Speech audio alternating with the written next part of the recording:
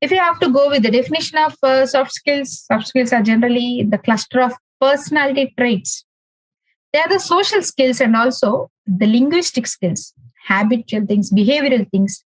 How do we behave with the others? Our friendliness, our openness, our relation skills, relationship skills.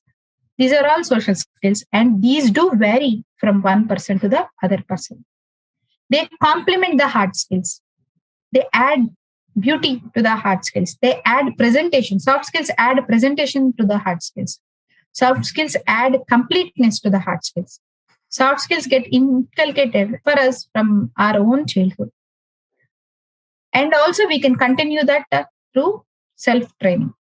Because soft skills, we know whether, when children play in their childhood, like someone comes up with a new idea, let us play like this. Every day we are playing only this game. Come on, let us play today something other. So isn't it a creative thing? Now someone directs how to play the other game. Generally, we see children exchange different games, the knowledge of different games with each other. So they say that this is the game. They try to explain. They tell what excites, what are the good things in that game. The other listens, learns, and again practices. Isn't this beautiful communication and leadership skills that someone is trying to explain the other people and try to involve others?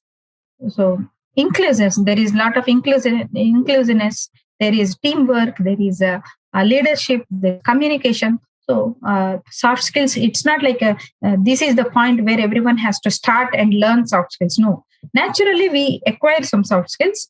We do get it as a part of our rear up, our growing up process, at based upon what we are choosing, our path of life, our path, career path, and later our personality also develops.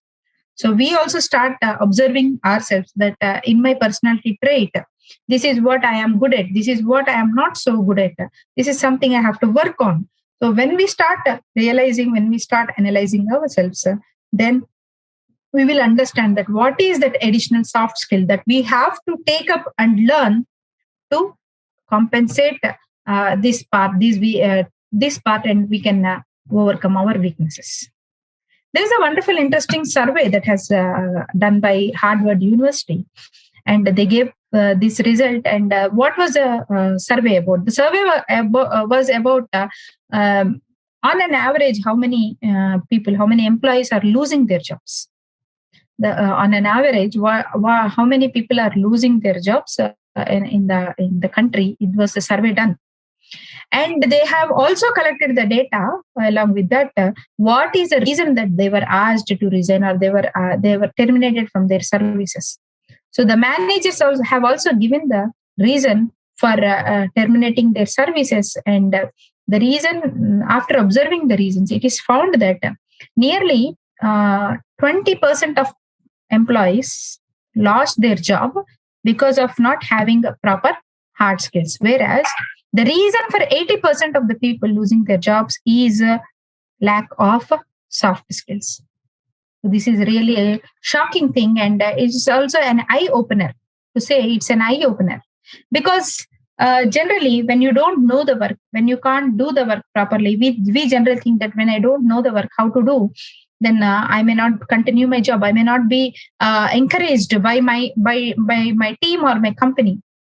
Whereas if I don't know if I know my work properly, I rest all things, because they will anyway bear me, or they will anyway put me in the services because I am good at my own core subject. But as a mythbuster, it is found that managers are tending towards taking people who are not so great in their technical things, but at having a good team capabilities, understanding capabilities, other soft skill related capabilities, because they know that once they hire them, they can train them in the hard skills.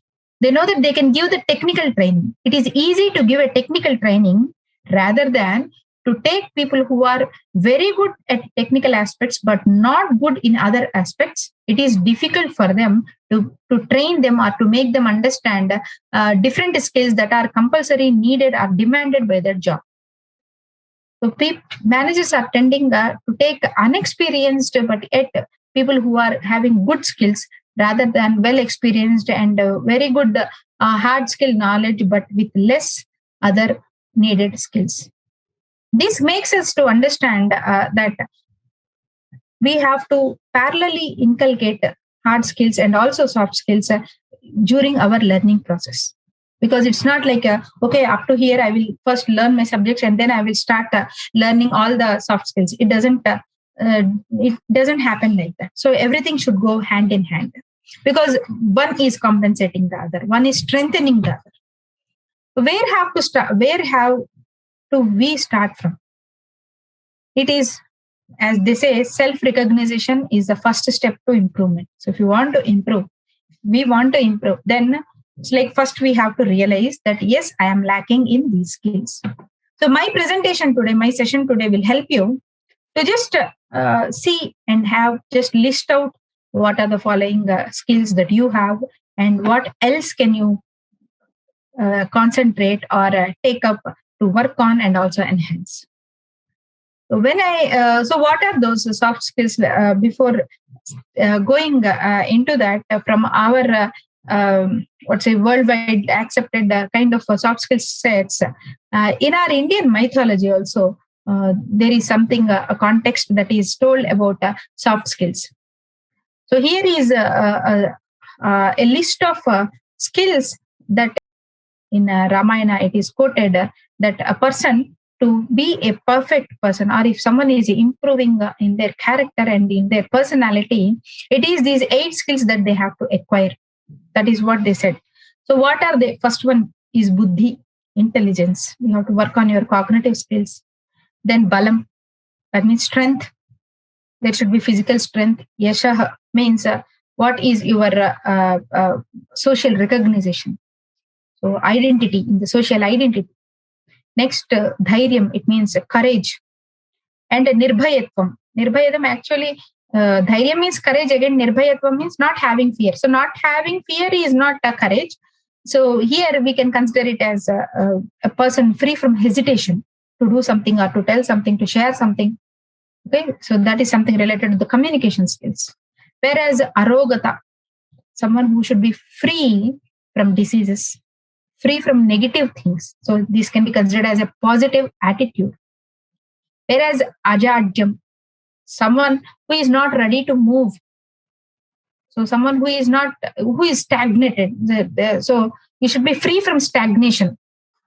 You should be free from stagnation. You should develop a quality that is free from stagnation. So we can consider this thing as some change management.